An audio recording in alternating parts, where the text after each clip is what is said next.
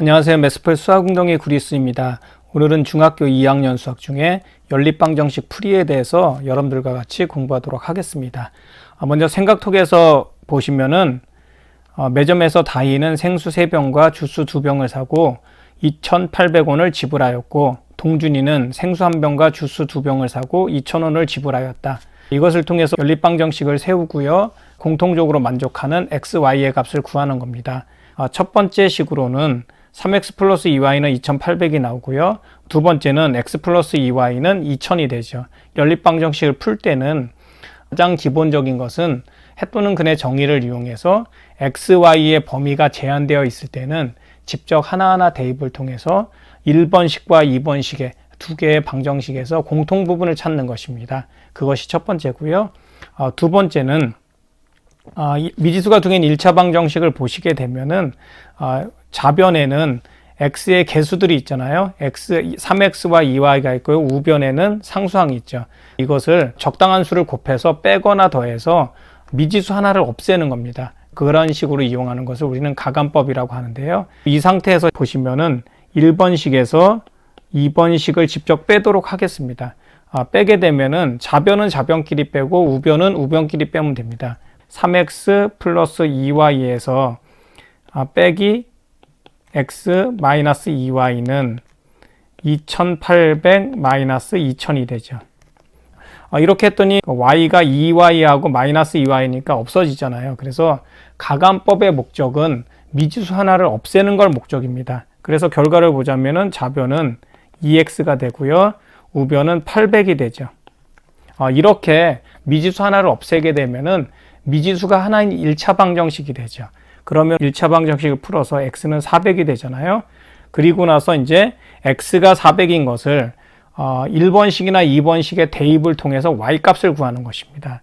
2번식의 대입을 하면은 x 대신 400이니까 400 플러스 2y는 2000이 돼서 이번에는 2y는 1600이 되잖아요.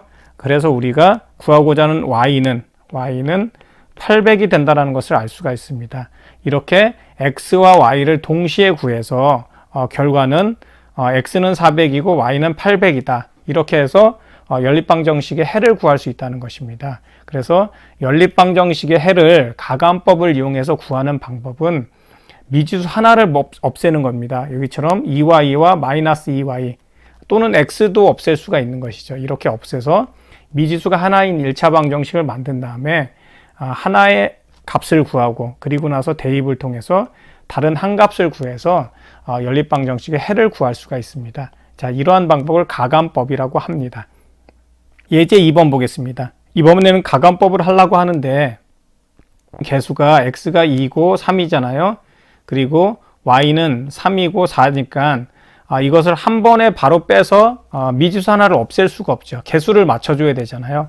그렇기 때문에 이 경우에는 1번식에다가 3을 곱하고요. 빼기 2번식에다가 2를 곱하게 되면은 결과론적으로 앞에 있는 x가 6x가 되고 또 6x가 됐으니까 제거를 할 수 있게 되는 것이죠.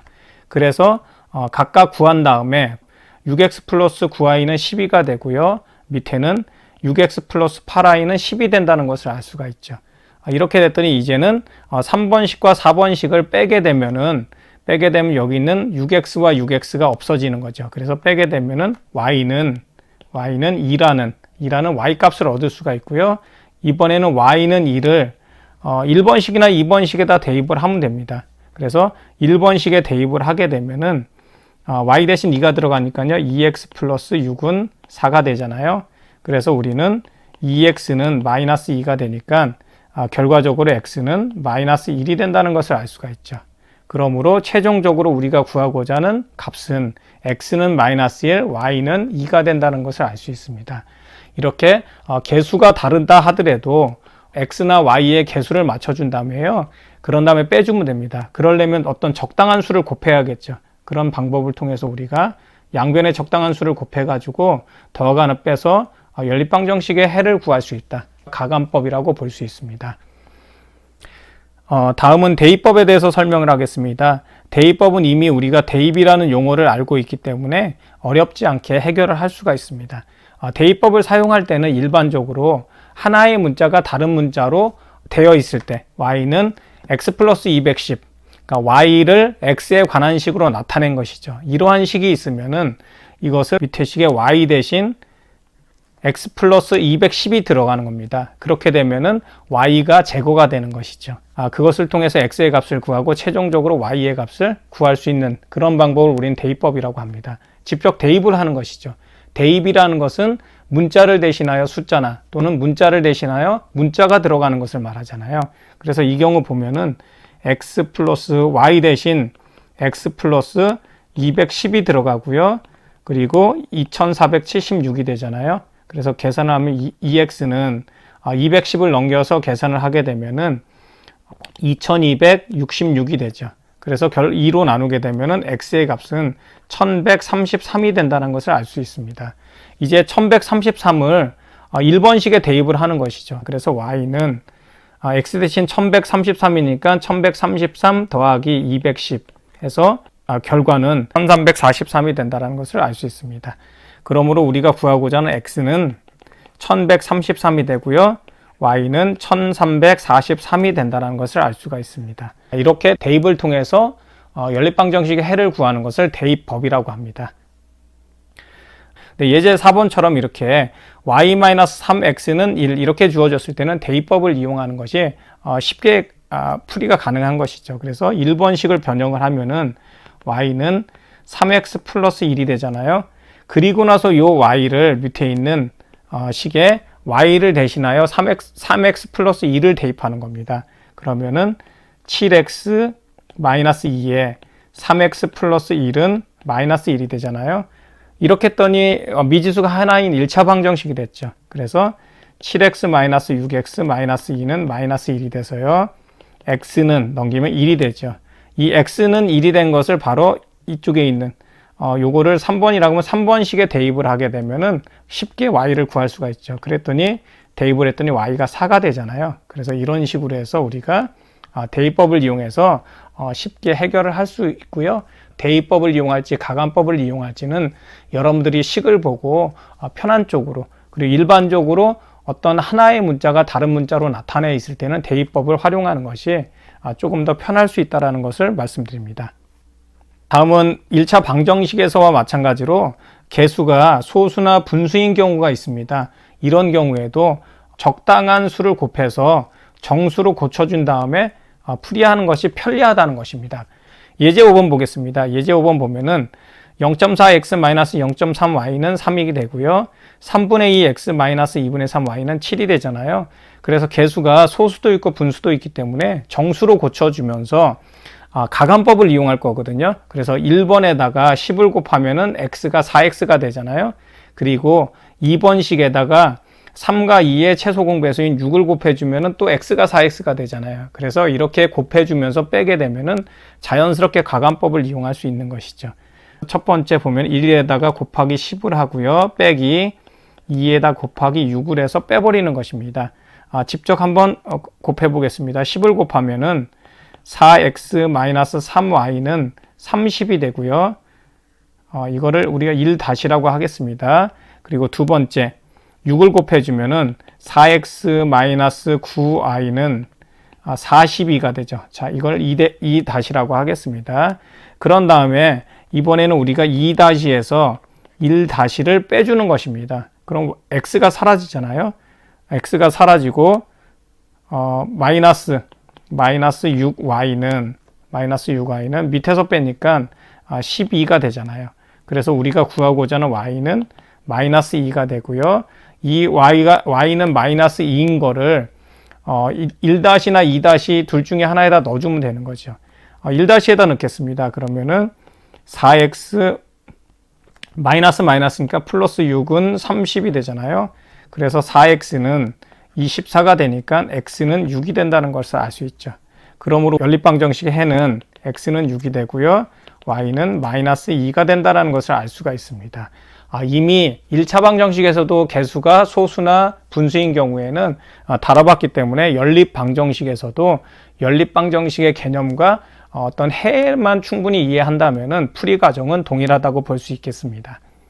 다음 페이지 보겠습니다. 예제 6의 첫 번째를 보자면은 하나는 2x-y는 3이 되고요. 하나는 4x-2y는 6이 되잖아요. 첫 번째 1번식에다가 2를 곱했습니다. 2를 곱했더니 4x-2y는 6이 되잖아요. 그런데 밑에 있는 식도 4x-2y는 6이 되잖아요.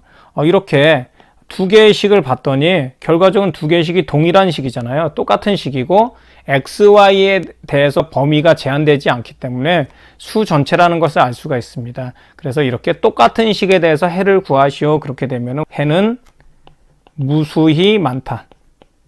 반면에 2번처럼 3x 플러스 y는 1이 되고요. 3x 플러스 9y는 6이 되는데 이 경우에 1번식에다 3을 곱해 주겠습니다. 3을 곱해서 우리가 한번 쭉 써주게 되면은 3x 플러스 9y는 3이 되잖아요. 이것을 우리가 3번식이라고 하고요. 2번식은 그대로 쓰겠습니다. 3x 플러스 9y는 6이 되는데 이 경우 봤더니 좌변의 식은 같은데 우변에 있는 값은 달라요. 그러면은 만약에 가감법을 위해서 빼게 되잖아요.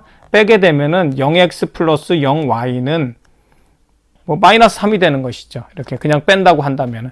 그런데 우리가 일반적으로 x와 y의 수 전체라고 할지라도 앞에 있는 개수가 0이잖아요. 다 0인데 이렇게 어떤 마이너스 3을 만들 수가 없는 것이죠. 그렇기 때문에 이 경우에는 만족하는 x, y를 찾을 수가 없는 것이죠. 그래서 이렇게 되는 경우에는 우리는 해는 없다. 해는 없다라고 할 수 있습니다. 일반적으로 1번에서처럼 이렇게 똑같은 식이 두 개 나오면 해가 무수히 많은 것이고요. 그리고 2번처럼 좌변은 같은데 우변에 있는 값이 이렇게 다른 경우에는 해는 존재하지 않는 것이죠. 그래서 그런 부분을 이해하시면 되고요. 이거는 차후에 어떤 함수하고의 관련성에 대해서도 같이 설명할 예정입니다.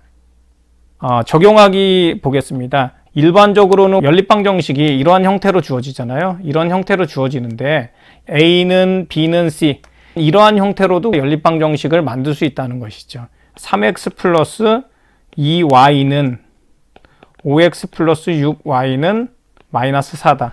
그러면 이것을 우리가 여기에 나와 있는 것처럼 세 가지의 형태 중에 하나로 쓸 수가 있는 거예요. 어차피 등식으로 연결됐기 때문에 이것을 변형을 해서 3x 플러스 2y는 마이너스 4가 되고요. 5x 플러스 6y는 마이너스 4가 되고요. 이렇게 변형을 한 다음에 이 연립방 정식을 풀어서 해를 구할 수 있다는 거죠. 이렇게 일자형의 형태도 기본적인 기본형의 형태로 바꾼 다음에 해를 구하는 것이 일반적이라는 것입니다. 여기까지 설명을 하고요. 다음 시간에 연립방 정식의 활용에 대해서 설명할 예정이고요. 오늘 배웠던 여러분들 연립방 정식의 풀이에 대해서는 명확하게 알고 있어야지만 활용을 같이 공부할 수 있을 것 같습니다. 지금까지 매스플 수사공동의 구리스였습니다.